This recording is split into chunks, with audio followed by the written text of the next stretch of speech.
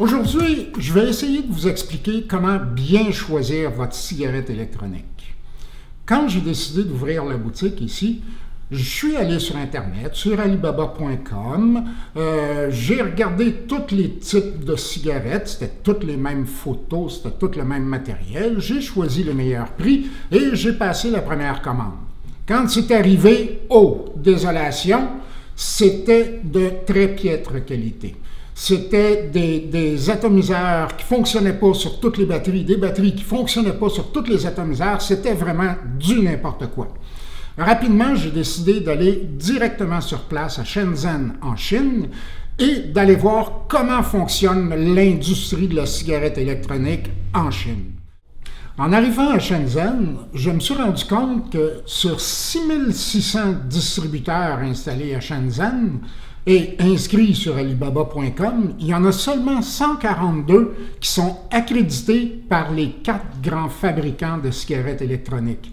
Tous les autres ont un atelier de main-d'œuvre bon marché qui fabrique des copies. On sait que la Chine est très forte en copies. La batterie, l'atomiseur va sembler à l'œil exactement comme l'original, sauf que tout l'assemblage, c'est des tours manuels, c'est assemblé à la main. La pièce à l'intérieur, c'est des pièces de piètre qualité. Ça peut même devenir dangereux. On sait, en achetant une copie, après 2 semaines, elle ne fonctionne plus. Fait aujourd'hui, je veux juste essayer de vous expliquer comment les reconnaître. Il y a des petits trucs pour les reconnaître dans le marché en ce moment. Alors, on va commencer par la copie. J'ai ici une belle batterie avec un potentiomètre de voltage. Griche un peu, mais si on n'est pas habitué, qu'on ne connaît pas ça, on ne peut pas vraiment reconnaître la qualité. Maintenant, le meilleur moyen pour reconnaître la copie de l'original, c'est toujours de regarder sur la bague du haut où est-ce qu'on va voir le nom et l'enregistrement de la batterie gravé au laser. Le laser, c'est un appareil que les petits ateliers qui fabriquent des copies ne peuvent pas se permettre pour arriver à faire des prix. Donc, le plus facile, c'est de reconnaître la gravure au laser sur la bague du haut. Pour la plus grosse batterie, j'ai ici une copie. Elle a la même texture, elle a les mêmes dimensions qu'une batterie d'autonomie de 20 heures. Maintenant, quand on achète une grosse batterie, il faudrait toujours s'assurer que le commerçant nous la donne dans sa boîte d'origine. Vous voyez, d'autant plus ici, la batterie nous a été vendue comme une 1600 mAh, soit 20 heures d'autonomie. Et sur la boîte, c'est indiqué 650 mAh, soit une autonomie de 3 heures et demie. Il y a déjà un problème. Quand on prend l'original, à ce moment-là, on l'achète, on demande de l'avoir dans la boîte et sur la boîte, on retrouvera un timbre de certification qu'on n'a qu'à gratter pour avoir le numéro qui est inscrit sous le dessous. On va sur le site Internet du manufacturier de la batterie et en rentrant le numéro dans le timbre de certification sur le site, le fabricant va pouvoir nous certifier l'authenticité de la batterie.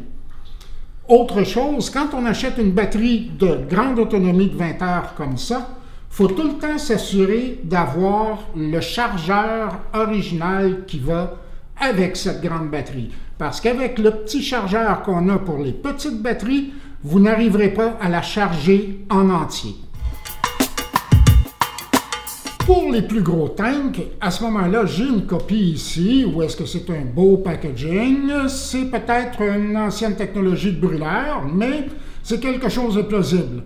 Un des moyens pour savoir si c'est une copie, c'est de l'acheter, de se rendre compte que le jus nous monte dans la bouche, que 2 semaines après, ça goûte le brûlé, le brûleur est de moins bonne qualité, ou encore d'acheter d'un original et toujours s'assurer que sur la boîte, on va retrouver le timbre de certification du fabricant, qu'on va gratter tout simplement et inscrire le numéro qu'on a trouvé sous le gratteux dans le site Internet du fabricant original qui va nous confirmer l'authenticité du produit.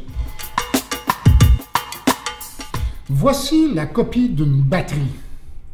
Alors, juste pour vous donner un exemple, les problèmes les plus fréquemment rencontrés avec les copies, c'est que très facilement, le module électronique va pouvoir se désassembler du tube. Le module électronique étant assemblé dans les petits ateliers seulement à la main, sans la machine qui va donner la pression suffisante pour pouvoir l'assembler fermement, à ce moment-là, le désassemblage se fait très facilement. Deuxièmement, le module électronique n'est pas isolé avec une couche de silicone qui isole tous les fils du tube métallique, ce qui peut occasionner un court-circuit et aussi occasionner la perte de la batterie ne fonctionne plus ou encore un accident qui peut être plus grave.